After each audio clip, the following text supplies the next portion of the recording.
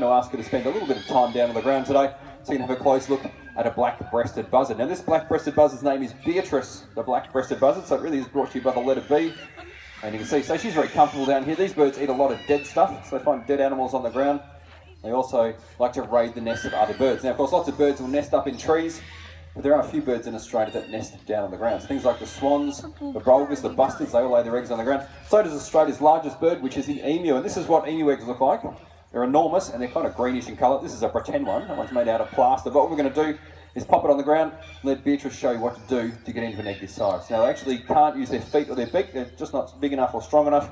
So they use a tool. And the tool they use is just a rock. So it's not a very high-tech tool. But let's see what happens when we give our buzzard a rock and an emu egg. She grabs the rock, she lines up the egg.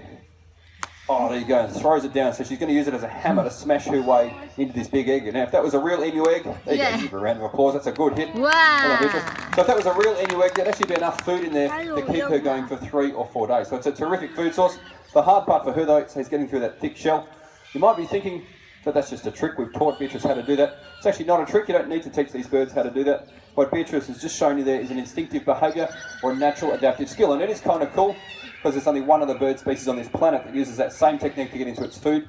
You need to go all the way to Africa to see it. It's a bird that's called an Egyptian vulture, and they use that exact same technique except to get into ostrich eggs. So I think you'll agree there are 2 very clever birds in the world, and I think you'll also agree this one's done a great job. Well done, Beatrice.